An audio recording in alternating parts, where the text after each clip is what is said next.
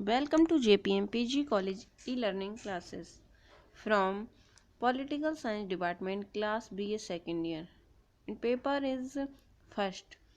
और आज का हमारा टॉपिक है कार्ल मार्क्स, जिसको कार्ल मार्क्स को हम इससे पहले यानी कि लास्ट वीडियो में पढ़ चुके हैं। और आज हम पढ़ते हैं मार्क्सवाद का महत्व या प्रभाव, और उसके पक्ष में तर्क हैं, उसके विपक्ष में भी तर्क है। तो इन सब को स्टूडेंट्स हम पढ़ते हैं। तो स्टूडेंट्स आप पहले ही पढ़ चुके हैं कि मार्क्स जो था वो अपने ढंग का बेजोड़ विचारक था। उसने दुनिया को बदलने के लिए समाजवादी विचारधारा का प्रतिपादन किया। मार्क्स के समाजवाद को सर्वहारा समाजवाद या वैज्ञानिक समाजवाद के नाम से भी पुकारा जाता है।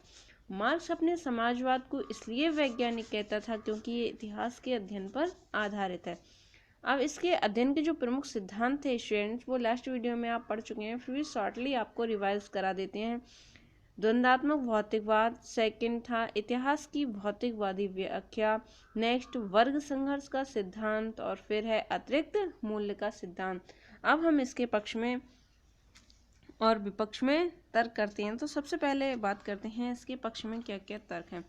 लिखा है कि मार्क्सवाद की विभिन्न आलोचनाओं के बावजूद इसके महत्व को नकारा नहीं जा सकता। आज मार्क्सवाद ने पूरे विश्व के स्वरूप को ही परिवर्तित कर दिया है। पीड़ितों, दलितों, शोषितों एवं श्रमिकों का पक्ष लेकर उपेक्षित मानव कल्याण के लिए मार्क्सवाद ने समाजवाद को एक ठोस एवं वैज्ञानिक आधार प्रदान किया है। उनकी जो प्रमुख देन है वो है वैज्ञानिक दर्शन। मार्क्सवाद को भी बताया गया था कि वैज्ञानिक समाजवाद भी कहा जाता है। तो वही स्टूडेंट्स इसमें लिखा है कि मार्क्स के पूर्व समाजवादी सिद्धांतों में वैज्ञानिक आधार देने का कभी भी प्रयास नहीं किया। मार्क्स ने जो अपने जो सिद्धांत था वो वैज्ञानिकता वादी बनाया। उसने अपने सिद्धांतों में वैज्ञानिक आधार प्रदान किया। तो इसलिए कहते हैं कि इस चीज़ को प्रारंभ करने का जो श्रेय है वो कार्ल मार्क्स को जाता है।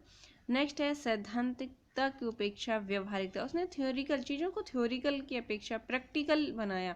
उसने कहा वही चीज़ें व्यवहार में भी लाई जाएं। इसकी लोकप्रियता का प्रमुख कारण उसका प्रैक्टिकली होना था, और इसकी अनेक मान्यताओं को रूस और चीन में प्रयोग में लाया गया, जिनसे पूर्ण सफलता भी मिली।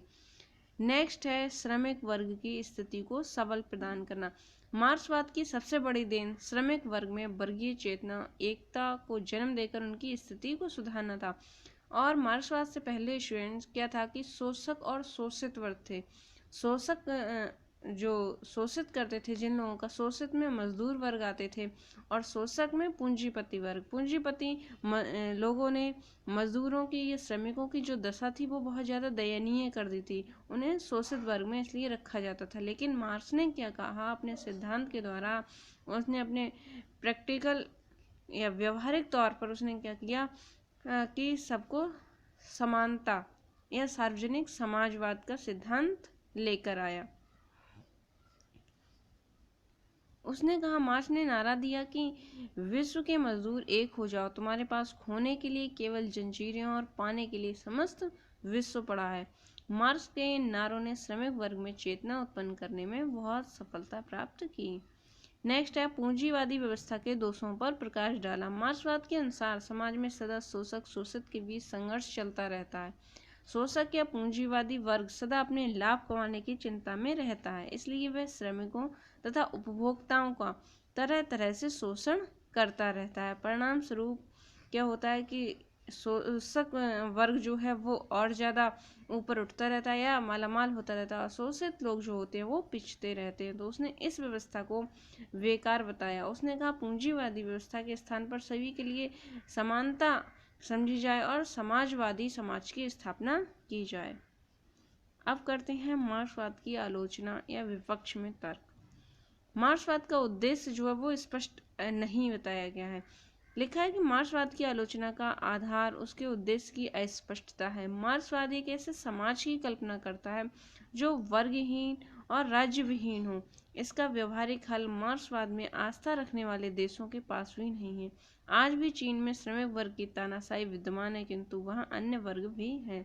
तो उसने कहा जो वर्ग या राज्य विहीन जो उसने शासन की कल्पना की है वो सही नहीं है, वो सिर्फ व्यवहारिक है। इसलिए राज्य जो है वो हमारे लिए आवश्यक है, वरना कोई वर्ग ऐसा होगा जो अपनी तानाशाही दिखाने लगेगा।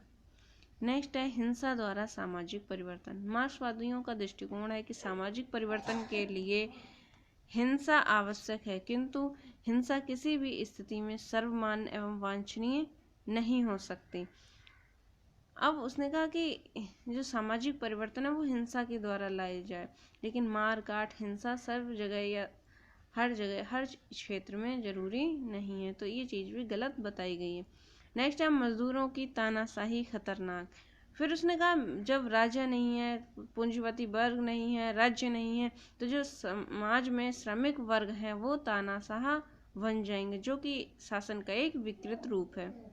नेक्स्ट है मजदूरों की तानाशाही खतरनाक श्रेणी, जिसे हम पढ़ चुके हैं। नेक्स्ट है लोकतंत्र विरोधी धारणा। यद्यपि मार्क्सवादी समाजवादी लोकतंत्र के प्रति आस्था व्यक्त करते हैं, किंतु वास्तव में तानाशाही व्यवस्था का ही दूसरा रूप है। इस व्यवस्था में कोई दूसरा राजनीतिक दल नहीं होता, तो इनका मानना है कि ये लोकतंत्र का विरोध करते हैं, और जबकि लोकतंत्र सबसे अच्छी सरकार मानी जाती है। नेक्स्ट है अतिरिक्त मूल्य का सिद्धांत त्रुटिपूर्ण। मार्क्स ने जो सिद्धांत दिया था अतिरिक्त मूल्य का वो गलत बताया गया है। इस आधार पर स्टूडेंट उसको हम पढ़ते हैं कि मार्क्स ने अपने अतिरिक्त मूल्य के सिद्धांत में केवल श्रम को ही वस्तु के मूल्य निर्धारण का आधार माना है, जो स्वयं में गलत है। मूल्य निर्धारण के लिए मांग, पूर्ति, समय, स्थान आदि ऐसे कारण हैं जो वस्तु के मूल्य निर्धारण को प्रभावित करते हैं। सिर्फ श्रम ही वस्तु के मूल्य का निर्धारण का आधार नहीं बन सकता। तो थैंक यू स्टूडेंट, ये था हमारा आज का टॉपिक।